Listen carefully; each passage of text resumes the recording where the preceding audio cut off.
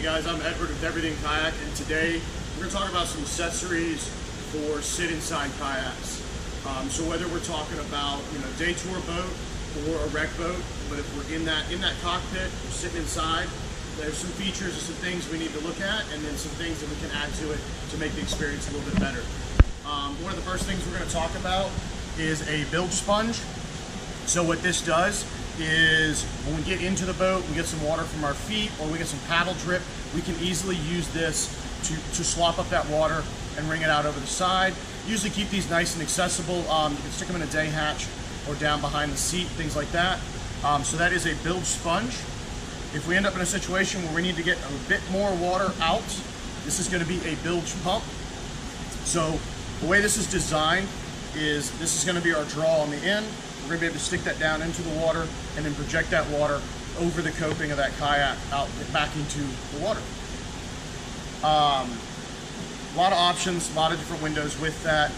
Moving from there, and this is going to be stuff you really should look at having. This is going to be a paddle float. So for those of you who aren't familiar with it, what this does is this is an extra, this goes on the end of your paddle to help stabilize your kayak so you can get back in it or to bilge out water if we have excessive water in that cockpit and we are no longer in it. It's also a nice little float. These are the things you want to keep handy. You want to keep that bilge sponge close, as well as your bilge pump and your paddle float. Those need to be accessible items. Another thing when we're on the water is a noise producing device, so a whistle. We like to do is we like to keep these in all of our life jackets so we don't have to worry about if I have a whistle in there. Moving from there, we get into something real simple, can be overlooked sometimes, is something like a paddle leash. So if we end up in a situation where the paddle's no longer in our hand, maybe we set it down, we're digging in a hatch and it washes off or rolls off, this is going to prevent it from getting out of reach. So really good, easy, quick device to keep you out of trouble there. Another thing, this is going to be a collapsible water bottle. We like collapsible ones because we can store them up when they're empty. A lot of options on the market, but staying hydrated is going to be a big deal. So if you are looking at that kayak, keep in mind some kind of water bottle or something like that is a really good feature to have. And if we're trying to keep things dry, cell phones, keys, wallets, things like that, Pelican case, this is going to be a rigid case. There are multiple sizes of these cases. You're going to open up, a lot of them are going to have the setup inside, so you get a little bit of cushion, so we don't tear up any devices that we put in there. Like we said, there's a lot of options and sizes.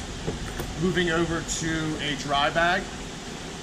So even though we have a sealed bulkhead hatch into the storage areas of the kayaks, we're still going to get condensation in there. That's going to be from the air temp and the water temp being different.